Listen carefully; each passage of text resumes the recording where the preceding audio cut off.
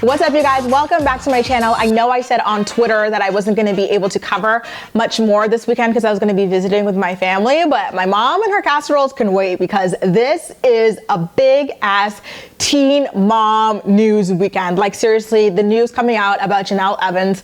First of all, giving birth to a child with drugs in her system, and second of all, allegedly, by the way, and second of all, her and David both also allegedly failing CPS ordered drug tests. Like, you guys, we really have to talk. As you know from my last video, Nathan Griffith, who's the father of Kaiser Griffith's mom, Doris Davidson, I believe was her last name, filed for emergency custody of little Kaiser, and it seems like she's withdrawn her bid for emergency custody, but she's still in the running for primary custody of Kaiser. And in her court document, she's saying that she needs to be the primary custodian because both of the parents are pretty much societal degenerates, right? Like, they're both multiple time felons. Like, they've got enough mugshots to cover a New York City apartment. It's absolutely ridiculous. And so Doris is saying in her documents, listen, I have a solid regular relationship with Kaiser because I'm the person who drives him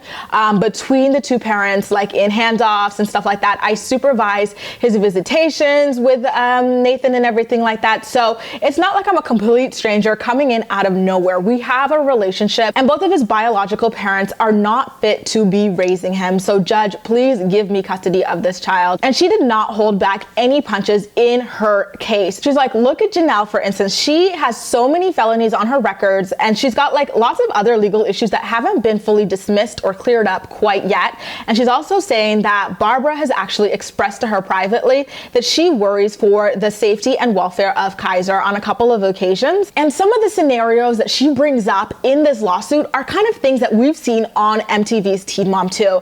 Remember, MTV has done a pretty good job of sweeping this under the rug and making sure that we don't know about the CPS investigation.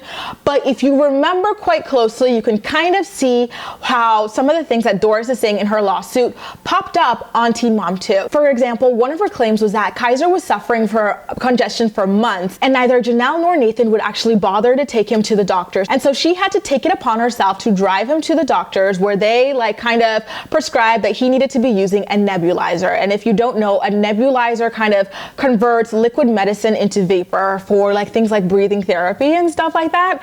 And so when she had told Jenelle that and given her all the products and information, she noticed that within 2 weeks, nothing was really clearing up with Kaiser. And then it turned out that allegedly Jenelle just straight up refused to use the system on him. And it's kind of like, that sounds a little bit familiar, because if you recall last season of Teen Mom 2, Jenelle was out on the porch with, I believe, Tori, and you can see Kaiser looked sick as a dog, like in pain, constantly crying, and he was just being ignored by her on the porch. And so her mother, Barbara, practically begged her to take Kaiser to a doctor. She's like, look, the baby is sick. You got to get him to a doctor. You got to get him to a hospital. And Jenelle literally was like, no, he's crying because he's hungry or he's cranky.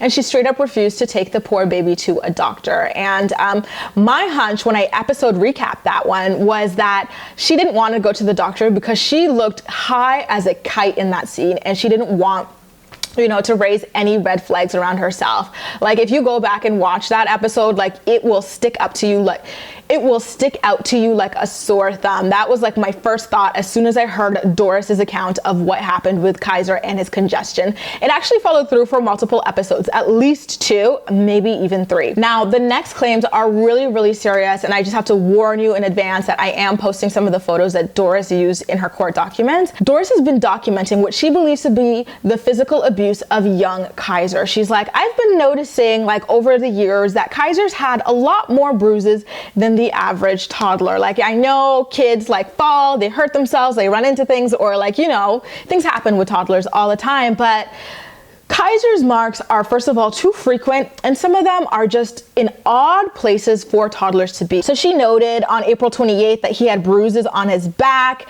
In March of this year as well, she said that there was one on his chest and actual fingerprints on there as well that looked as if someone was firmly holding him by the chest or something like that long enough to leave marks that deep on him. And she said that she also noticed the same thing on his arms as well, as if he was being roughhoused, which we've seen multiple times on Teen Mom 2. And it was great of her to be documenting those as the time goes on. And I just want to note to you something. Doris's claims of abuse, if you pay attention to the dates, are happening while Jenelle has been with David. Like, there was a time when she was single, and there's no like claims of anything happening during that like window of a break or whatever. But it seems like a couple of months once David started getting comfortable in her home and like asserting himself as the new daddy on the block, these sorts of things started to happen. And it's just sad to see that it seems like if these things are to be believed, Jenelle has been kind of letting David do whatever he wants to do with her children. I sincerely wonder what David and Jenelle are going to try to say and claim to get out of that in court. And so Doris also says that, hey, this has happened a couple of times as well. You know how David and Jenelle live in the middle of nowhere on remote land, like way out in the boonies, which I think was really strategic on David's part. She's saying that the kids have gotten lost in the woods. She's pulled up a couple of times to pick up Kaiser and found him outside just hanging out alone. It's absolutely crazy. Her exact quote was, "Upon information and belief, Jace and the minor child Kaiser were locked out of the house on a very hot day and not allowed back in for a very long time." And although this is not an exact quote, Radar Online reports that Doris, in her lawsuit or whatever you call this, claims that she's aware that Jace has actually been lost in the woods by their house for about 2 hours before anyone noticed or anything happened or he found his way home. I don't know, but like he was allegedly out there for a solid 2 hours at a certain point in his life. And just going back to that earlier point when I told you that Doris claims that Kaiser was once or twice or so just out in the middle of the front porch by himself without Jenelle or David paying attention. She claims that he was literally there alone. No Jace, no like Marissa, no cousins, no nothing, just him and their pit bull in the middle of the woods alone out front.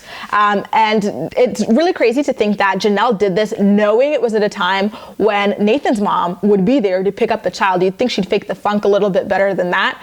And so she said she had to like stop her car immediately as she saw him because she was scared that he would actually just run towards the car and like, you know, she would accidentally, you know, run him over or injure him. See, that's another thing that I feel like we can verify based off watching the show. Remember this season, there was an episode recap where I was like, why the heck were Jace, Kaiser, and some other kid, I think it was David's nephew, out in the front with the dogs just alone like that with no parental supervision whatsoever, just rolling on four-wheelers. Granted, the four-wheelers didn't have like the keys in or anything like that, but still it was a really dangerous and irresponsible situation to put them in. So I am not surprised in the least bit that Jenelle would leave like a 3-year-old out like that. And we've also seen in previous seasons, like when David was first introduced to us, when Barbara called him the worst boyfriend Jenelle has ever had, all of the kids were scattered across the house and stuff when Barbara arrived, and the two of them were locked in their bedroom alone.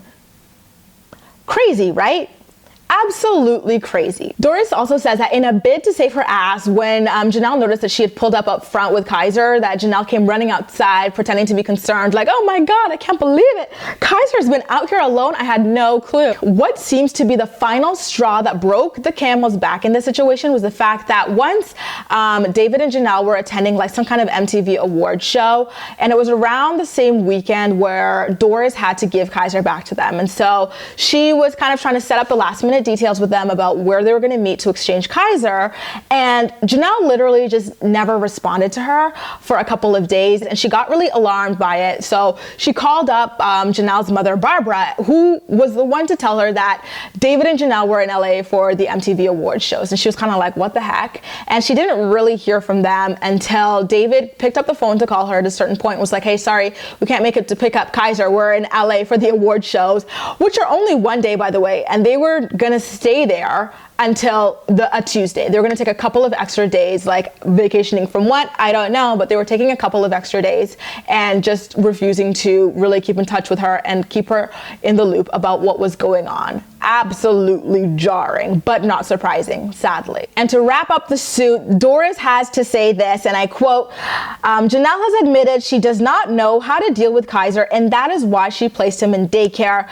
The plaintiff, again, Jenelle, does not work out of the home, but chooses refuses to have the minor child in daycare for 5 out of 7 days. Wowza. You guys, you see she's got photographs of what she claims to be the abuse of Kaiser at the hands of either David or Jenelle, perhaps even both. And she seems to have like really good timelines and detailed descriptions of what's happened throughout the years that she's been involved with this exchange of Kaiser with Jenelle and Nathan and everything. And I think honestly, the fact that she's an older woman who is just wanting to take custody of this child says so much, speaks volumes about how much danger she believes the child to be in. And I really think that if she's telling the truth about Barbara telling her that she's been concerned about Kaiser, Barbara could potentially become a witness in all of this and help her to get custody of little Kaiser. How do you think this will play out? I am so at the edge of my seat, hoping for Kaiser to be safe and sound with his grandmother. Like I said in the video, she originally tried to file for emergency custody of him, but it seems like she's withdrawn that. Sorry, there's like some kind of a parade downstairs. She's withdrawn that, but she's still aiming to get primary custody of him, and it looks like a really, really real possibility. I'm really excited to hear what you have to say about everything, so make sure to leave all of your thoughts and opinions in the comment section down below, and we'll chat. You can also like this video, subscribe for more. Feel free to share it with your friends as well, and follow me across social media where I absolutely love chatting with you. That's all for now. Thank you so much for watching, and I'll see you next time.